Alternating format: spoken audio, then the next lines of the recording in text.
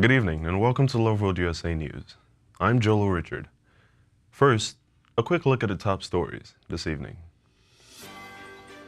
Trump border official says no one's above the law amid California ICE protests unrest. President Trump's expanded travel ban on 12 countries takes effect amid legal and diplomatic blowback. US and China hold second round of high-level trade talks in London. NIH scientists challenge Trump-appointed director over research cuts. IAEA warns of Iran's lack of nuclear transparency amid deal rejection. And now to the news. The border czar, Tom Homan, has responded to California Governor Gavin Newsom's public challenge to arrest him following days of anti-ICE protests in Los Angeles. Speaking at a recent interview on Fox News, Homan emphasized that no one is above the law, but clarified that he never called for Newsom's arrest. The protests erupted over the weekend after ICE conducted raids targeting individuals allegedly involved in money laundering and ties to Latin American cartels. Demonstrations turned violent, while reports of arson, assaulting officers, and property damage.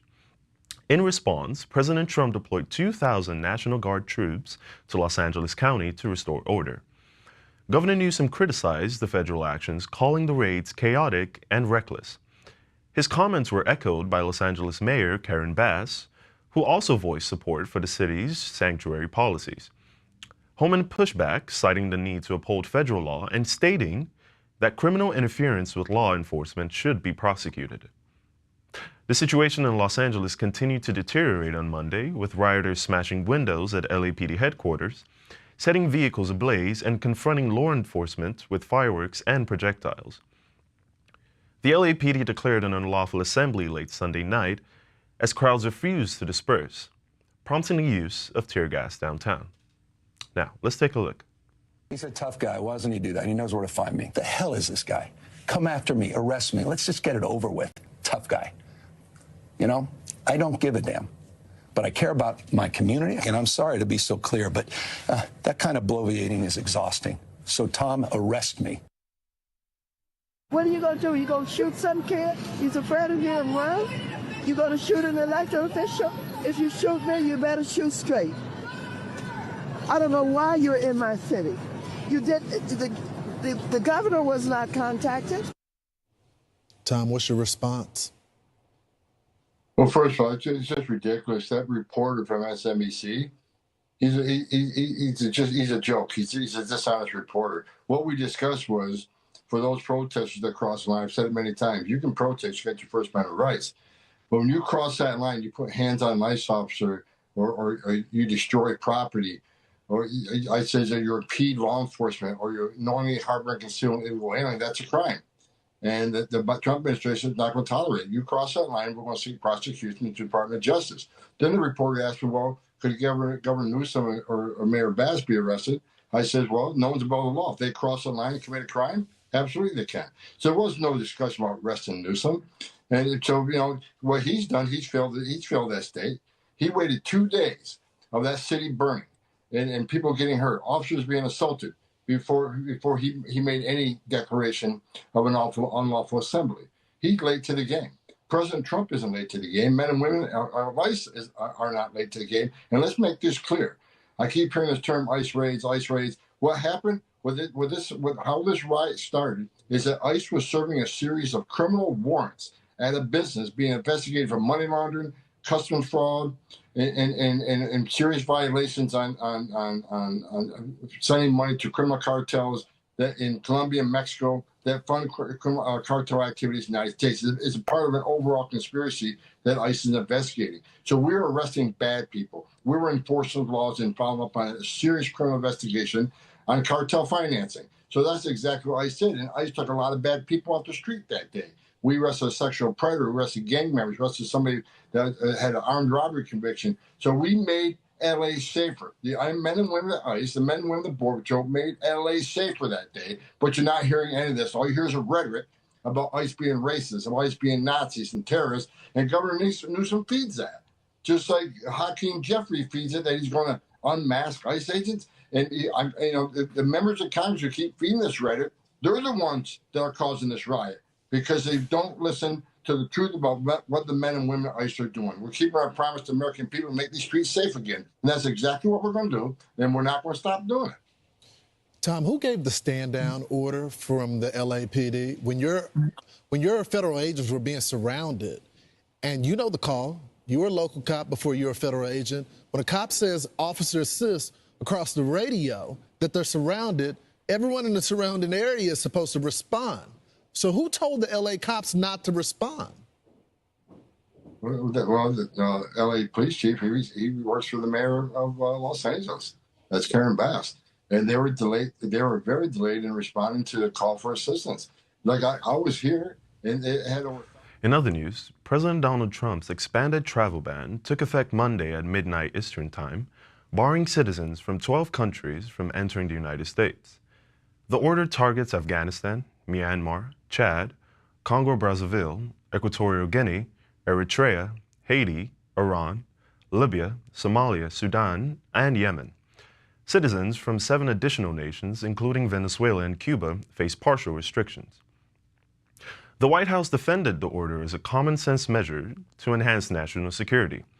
Trump said the list may change based on future threats or improvements in security cooperation from affected nations. While the ban includes several exemptions for green card holders, U.S. government employees, certain visa holders, and athletes attending major events, the move has drawn sharp criticism and may face legal challenges. Some countries, including Chad and Somalia, have already responded, with Chad suspending U.S. visa issuance in retaliation. The proposed ban follows the June 1st terror attack in Boulder, Colorado, which Trump cited as justification. Though the suspect was Egyptian, Egypt was not included on the list. Let's take a look. Entry to the U.S. will be barred from those 12 countries, and there's a partial ban affecting visas from travelers from 7 other nations. The White House says the countries lack proper vetting, that they do not share identity and threat information, and that they have a high visa overstay rate. Now, one of the nations that is on that list, Haiti, New York, obviously a large Haitian community, reacting strongly to the president's plans. American and Chinese officials have begun a 2-day meeting in London on Monday aimed at easing trade tensions and improving economic ties, following a recent escalation in tariffs by both nations. The talks follow a phone call between President Donald Trump and Chinese President Xi Jinping and come amid a temporary 90-day de-escalation period. Now, central to the negotiations is China's recent decision to cut its rare earth mineral exports by nearly 50%. White House economic advisor Kevin Hassett confirmed that the Trump administration is focused on restoring full access to these minerals, which are vital to U.S. technology and defense sectors. China, which supplies roughly 90% of the world's rare earth elements, has been accused of leveraging its control over the market in response to American tariffs. Now, both sides have currently reduced tariffs to 30% on Chinese goods and 10% on U.S. goods during the negotiation period. Top U.S. officials, including Treasury Secretary Scott Bessent, Commerce Secretary Howard Lutnick, and Trade Representative Jamieson Geer, are attending the London talks, underlining Washington's urgency to secure a deal on rare earth supplies and prevent further supply chain disruptions. Let's take a look. Have you gotten an update from your team in London negotiating the China trade talks? We are doing well with China. China's not easy, just like your home country is not easy there.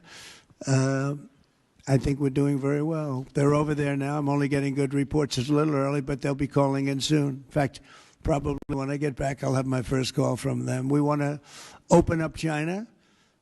And if we don't open up China, maybe we won't do anything. But we want to open up China. It'll be a great thing for China, a great thing for the rest of the world.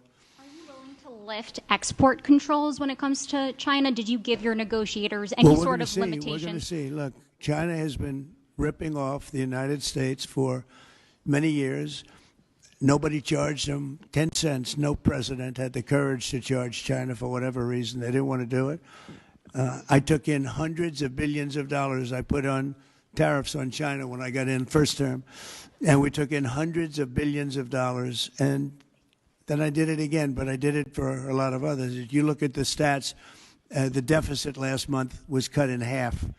Everybody was shocked. I wasn't shocked. I think a lot of the people at this table weren't, because they saw the billions of dollars that were pouring in, and the tariffs hadn't even started yet, just about. They were in cars. They were in some countries at a very minor level. And we cut the deficit in half, and it was a big story a couple of days ago. They said, I don't believe, one of the announcers on a business network went wild, said, I can't believe these numbers. Those numbers are good. The numbers are going to be very good. I think we're going to have a great 4 years. You know, we had the greatest economy in history during my 4 years. I think this one's going to blow it away. The news will be back after this break. This is the month of June. And you already know this June is the month of prayer. And that means that we're going to pray more than we usually do. We're going to add some extra time to our praying. First of all, you know, every Monday, Wednesday, and Friday, I usually send out posts to you for prayer. But in the month of June, every Tuesday, and every Thursday, and every Saturday, you should get messages from your church and your cell on prayer. You're going to be praying, and then also early morning praying. It'll be according to the time zones. All right? So early morning in your time zone. I know you're thinking, so what is early morning? How early is early? Okay, I'll give you, should I give you a range of time, or should I give you a specific time? I should give you a specific time. All right? 5, next 1 week. Then at the end of the 1 week, I'll tell you what else we're going to do. So we'll do this every day. So that's a beautiful one. This excerpt is brought to you by Loveworld News. Loveworld News. More than 90 scientists at the National Institute of Health have signed a letter protesting recent funding cuts and research terminations under the leadership of Director Jay Bhattacharya, appointed by President Donald Trump. The letter, titled the Bethesda Declaration, claims that new policies are undermining the NIH's mission and harming public health outcomes both domestically and internationally. The declaration highlights the termination of over 2,100 research grants, totaling more than $12 billion in halted funding. According to the signers, these abrupt cancellations have disrupted clinical trials and biomedical research efforts, including studies on tuberculosis, cancer, and chronic diseases. Several researchers claimed patient treatments were cut off mid-course, and trials near completion were left unfinished, rendering years of work unusable. Bhattacharya responded by acknowledging the scientists' right to dissent, but said their claims misrepresent the NIH's direction. A White House spokesman defended the administration's action, stating that the reforms are aimed at eliminating politicized agendas within public health and refocusing resources on long-term solutions to chronic disease. Officials also criticized the former NIH culture for prioritizing politically driven research areas such as DEI and prolonged COVID response. Watch this. So while you see 3 of us sitting here today speaking to you in our personal capacities, we are speaking on behalf of hundreds of NIH staff who are standing up together to say we dissent. Because what is happening at NIH is so egregious. The harms that we're seeing happen to our research participants and to public health and to the institution of science are just things that we could not live with. And the NIH that I am working in now is unrecognizable to me. Every day I go into the office and I wonder what ethical boundary I'm going to be asked to violate, what probably illegal action am I going to be asked to take. And it's just soul crushing. And that's one of the reasons that I'm signing this letter.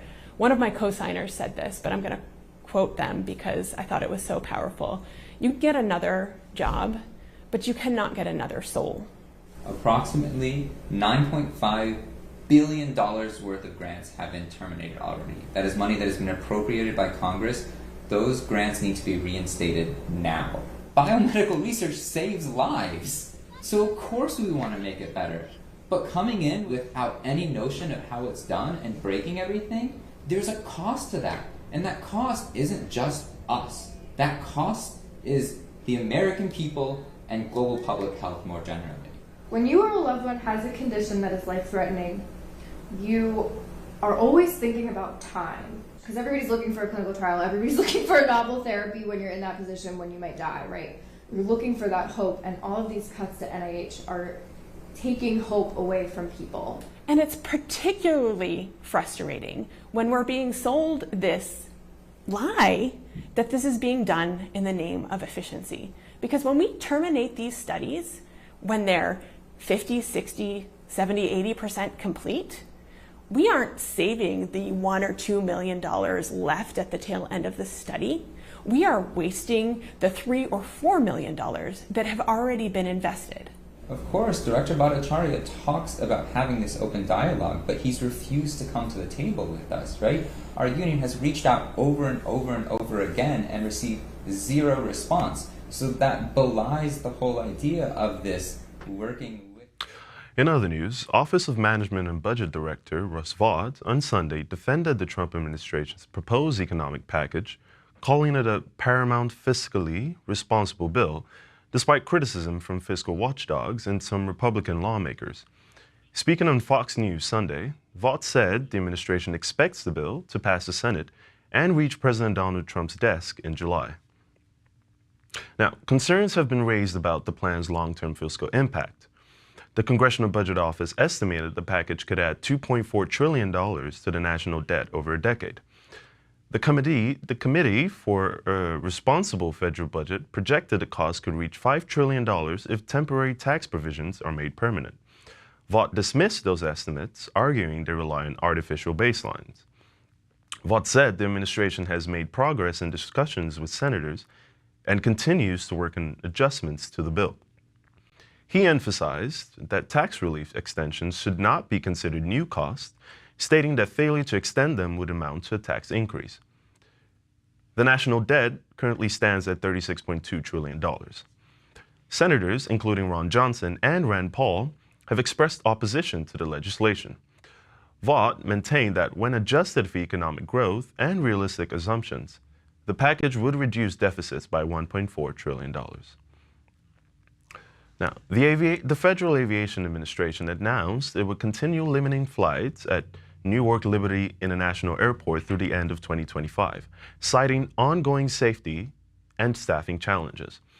Arrivals and departures will be capped at 28 per hour during weekend construction periods from September through December, and at 34 per hour during other times until October 25th. Though one of the airport's 2 main runways were completed ahead of schedule last week, it remains limited to departures only. FAA officials stated that navigational aids still require calibration and safety testing before it can be used for incoming flights. Newark, the second busiest airport in the New York area, has experienced severe delays in recent months due to runway construction, outdated infrastructure, and persistent air traffic controller shortages. Now, Transportation Secretary Sean Duffy is leading efforts to improve reliability by expanding fiber optic connections between regional control centers and deploying backup systems at the Philadelphia TRACON, which handles Newark's inbound and outbound traffic. The FAA is also working to reduce staffing shortages by offering 20% retention bonuses to retiring air traffic controllers and increasing access to simulation-based training systems. Now, the ongoing issues at Newark underscore broader concerns about the nation's air traffic control capacity, which has struggled under years of underinvestment and rising operational demands. The FAA's current measures aim to prevent further travel disruptions while modernizing aging systems to meet safety standards. Watch this. The agency says the decision is to maintain flight safety. The airport, one of the largest to service the New York City area, has been embroiled in turmoil with staffing shortages, ongoing construction, communication issues, and outdated technology. Transportation Secretary Sean Duffy unveiled a proposal in late May to modernize the equipment and to support the recruitment and retention of more air traffic controllers. The news continues after this break.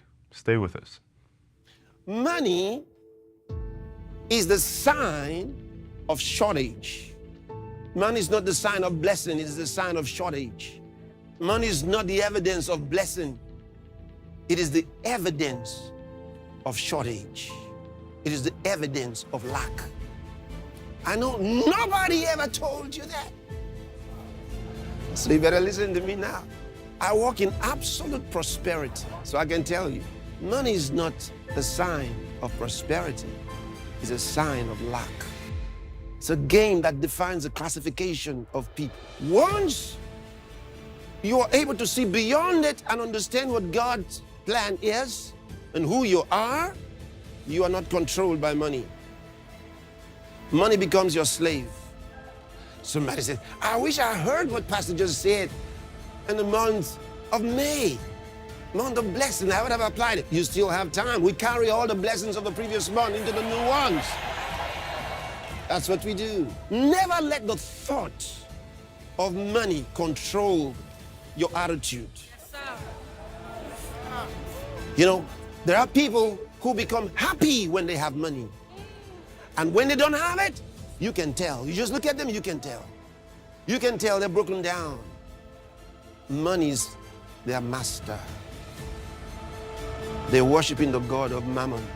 When you are delivered from that, or when you've not been enslaved by that, you don't know when you've had money and when you've not had money, because you don't operate with those numbers. La korabakasaya, rabakandalobosia.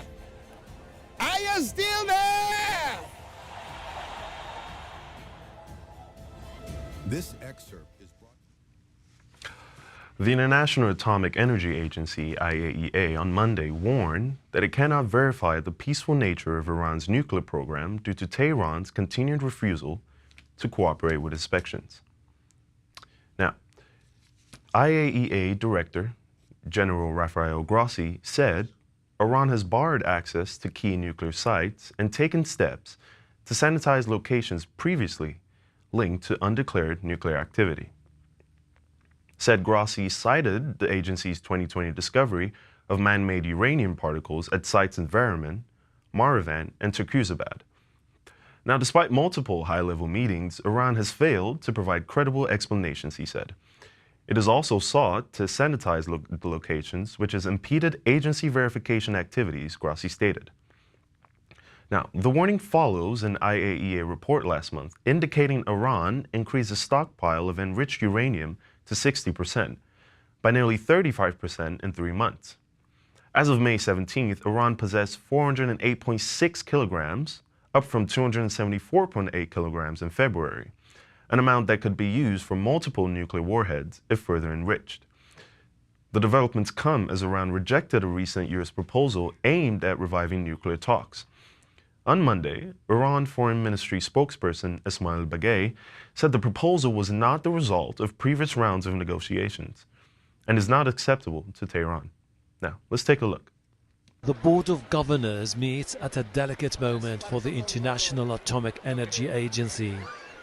In a confidential report, the nuclear watchdog has blamed Iran for expanding its uranium-enriched program, saying Tehran has 400 kilograms of uranium enriched to 60% purity, enough to make 10 nuclear weapons if it increased the enrichment to weapons-grade level of 90%. When you accumulate and continue to accumulate, and you are the only country in the world that is doing something like this at a level which is very, very close to the level that you need to have a nuclear explosive device, then we cannot ignore it. It is not per se a forbidden activity, but we cannot ignore. The agency also said it found man-made traces of uranium in 3 secret locations where Iran was apparently conducting critical tests. The agency's inspectors had access to the 3 sites, Varamin, Marivan and Turkuzabad, in 2019 and 2020. Uranium particles were detected at the sites. Iran dismissed the report as politically motivated. Undoubtedly, the response to confrontation will not be more cooperation. The Islamic Republic of Iran has prepared a series of steps and measures. The other side is more or less aware of our capabilities and capacities in this regard. Definitely, based on upcoming developments, we will implement a range of measures with coordination with the Atomic Energy Organization and other relevant bodies. Washington and Tehran have for more than a month been negotiating a diplomatic deal over Iran's nuclear program.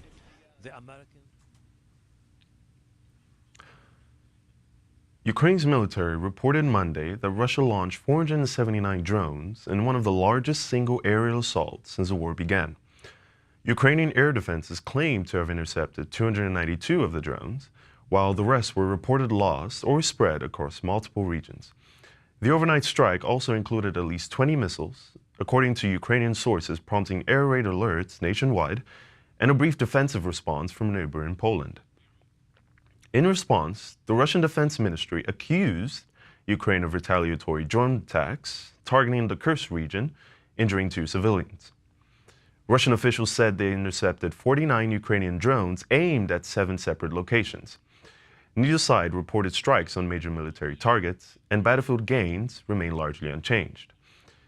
The exchange highlights the growing role of drones and missile systems in the ongoing conflict as both nations expand cross-border aerial operations. Ukraine has increasingly relied on Western-supplied air defense systems, while Russia has turned to low-cost drone swarms to saturate Ukrainian defenses. Now, separately, Ukrainian President Volodymyr Zelensky dismissed President Donald Trump's recent claim that Russia seeks peace. In an interview, Zelensky argued that Russian President Vladimir Putin remains committed to prolonging the war. The remarks come as informal ceasefire discussions continue with no formal agreement reached. Watch this.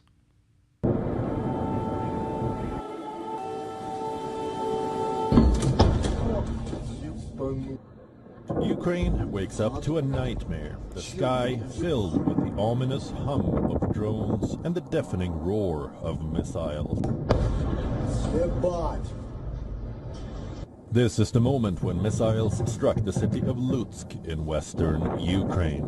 Russia's unprecedented attack deployed 407 drones and 44 missiles.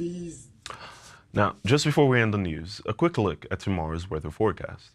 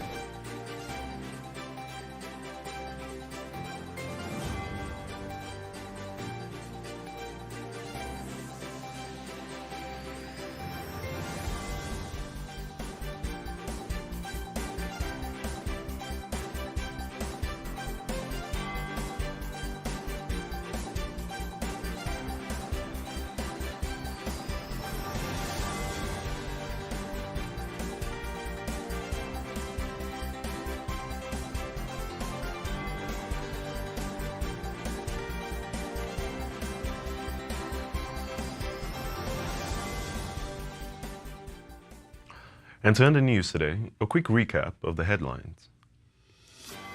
Trump border officials says no one's above the law amid California ICE protest unrest.